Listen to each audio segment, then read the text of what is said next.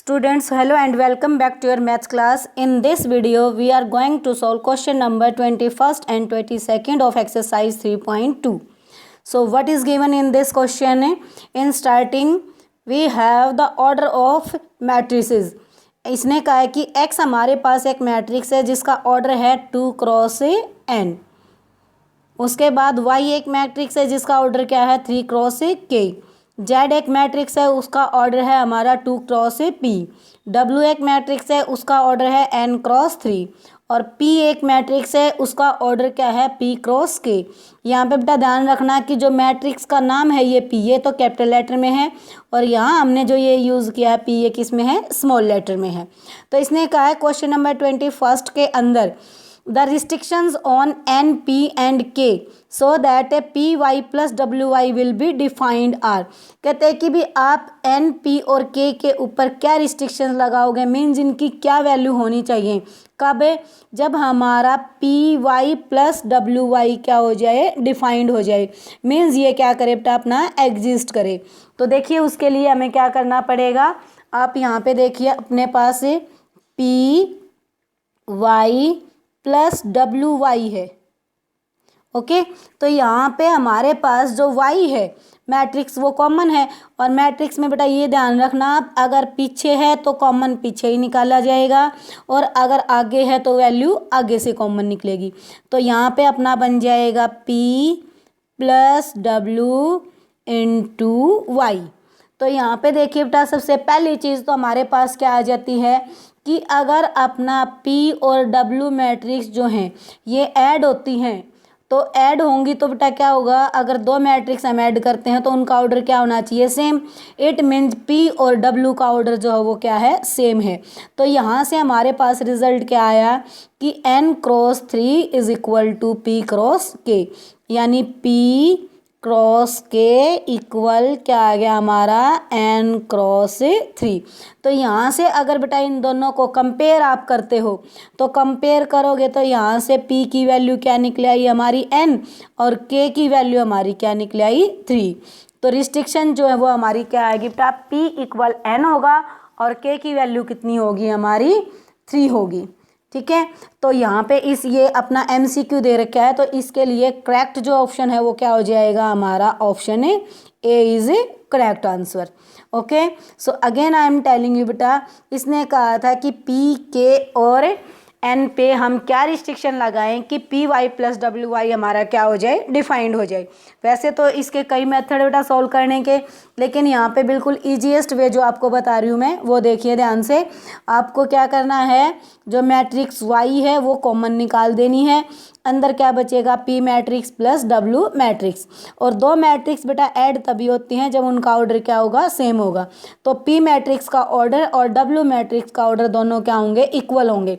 तो अगर ये दोनों इक्वल हैं ऑर्डर तो बेटा नंबर ऑफ रोज जो होगा नंबर ऑफ रोज के इक्वल, नंबर ऑफ कॉलम जो होगा नंबर ऑफ कॉलम्स के इक्वल. तो यहाँ पे एन और पी इक्वल हो जाएंगे और के की वैल्यू कितनी हो जाएगी 3 हो जाएगी. तो ये था हमारा question number 21. Now let's start question number 22.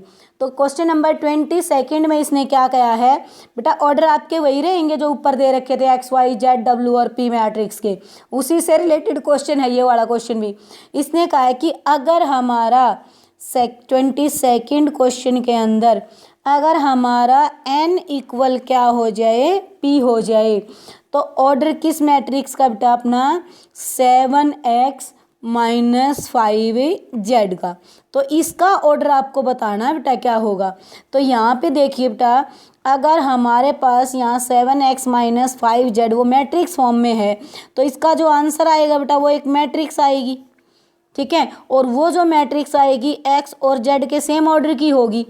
ठीक है जो ऑर्डर x का होगा वही z का होगा, क्योंकि यहाँ पे क्या किया गया है दो मैट्रिक्स को यहाँ पे सब्ट्रैक्ट किया गया है और दो मैट्रिक्स अगर सब्ट्रैक्ट होंगी बेटा तो उसके लिए सबसे पहली कंडीशन क्या है कि उनका ऑर्डर क्या होना चाहिए सेम. तो या तो आप इसका रिजल्ट जो होगा उसके उससे देख लो या फिर कंडीशन लगा दो सीधी कि दो मैट्रिक्स जो है वो सब्ट्रैक्ट कब होते हैं जब उनका ऑर्डर क्या होगा सेम होगा. दैट मीन्स यहाँ से रिजल्ट हमारा क्या निकलाता है कि order of X matrix is equal to order of Z matrix. That means X का जो ऑर्डर था, देखिए बेटा हमारे पास क्या है, 2x(n) है, ठीक है। और हमारा जो Z है, Z का ऑर्डर क्या दे रखा है बेटा, इसने ऊपर देखिए आपको Z का ऑर्डर दे रखा है 2x(p). तो ये इसके हो जाएगा 2x(p). अब आपको पता है बेटा कि भी x और z जो है वो यहाँ पे सब्ट्रैक्ट हो रहे हैं, तो आंसर भी जो x का या z का उसी में आएगा ना अपना। तो यहाँ पे देखिए अगर हमारा ये दोनों का ऑर्डर इक्वल है तो यहाँ से हमारे पास क्या निकलता है, आंसर 2 = 2 फॉर्म हो गया, n = p हो गया। n = p इन्होंने पहले ही दे रखा है, तो ऑर्डर जो होगा बेटा अपना 7x - 5z का, वो या तो क्या आना चाहिए था 2x(n) आना चाहिए था, या फिर क्या आना चाहिए था 2x(p). तो इन्होंने क्या दे दिया, n और p इक्वल दे दिए। क्या दे दिए, n और p इक्वल। तो हमारा आंसर बेटा ये भी हो सकता है और हमारा आंसर ये भी हो सकता है। तो हमारे जो ऑप्शंस हैं उनमें इन्होंने क्या दे रखा है बेटा, हमें आंसर दे रखा है इन्होंने क्या, 2x(n). तो हमारा जो ये 2x(n) है ये हमारा आंसर हो जाएगा, और ये है इसका पार्ट बी। हमारा आंसर क्या होगा, 2x(n) होगा। दोबारा बता देती हूँ बेटा मैं, यहाँ पे अपने पास देखो 7x माइनस क्या था, 5z था। तो 7x - 5z जो हमारा सोल्व कब होगा, जब बेटा इनका x और z दोनों मैट्रिक्स का ऑर्डर क्या होगा, सेम होगा। तो हमने x और z दोनों मैट्रिक्स का ऑर्डर सेम रख लिया, ठीक है। तो वहाँ से हमारा रिजल्ट क्या है बेटा, 2x(n) = 2x(p), यानी 2 = 2, n = p, वो उन्होंने दे ही रखा था। अब दूसरी कंसेप्ट अगर हम यूज़ करके देखते हैं बेटा, तो यहाँ पे क्या है कि अगर हमारा 7x - 5z डिफाइंड है तो इसका आंसर भी बेटा ऑर्डर ऑफ x या ऑर्डर ऑफ किस में आना चाहिए, z में आना चाहिए, ठीक है, क्योंकि दोनों का ही ऑर्डर सेम है। तो यहाँ पे क्या होगा अपना आंसर है, या तो x के ऑर्डर में कहें तो 2x(n) आएगा, और z के ऑर्डर में कहें तो 2x(p) होगा। तो इनमें से कोई एक हमारा ऑर्डर हो सकता है। आंसर्स जो दे रखे हैं बेटा उनमें इन्होंने जो दे रखा है ऑप्शन हमारे पास जो दे रखा है वो क्या दे रखा है, 2x(n). 2x(p) नहीं दे रखा है, अगर 2x(p) दे रखा होता तो वो भी राइट होता बेटा। तो इन्होंने 2x(n) दिया है, तो हमारा आंसर क्या होगा, 2x(n). तो ये था क्वेश्चन नंबर 22 ऑफ एक्सरसाइज 3.2। और इसी के साथ बेटा हमारी एक्सरसाइज 3.2 जो है वो क्या हो जाती है, कंप्लीट। ओके, तो आपको फेयर नोटबुक में नोट्स बना लेने हैं कंप्लीट एक्सरसाइज के। In next video we will start exercise 3.3। Thank you बेटा।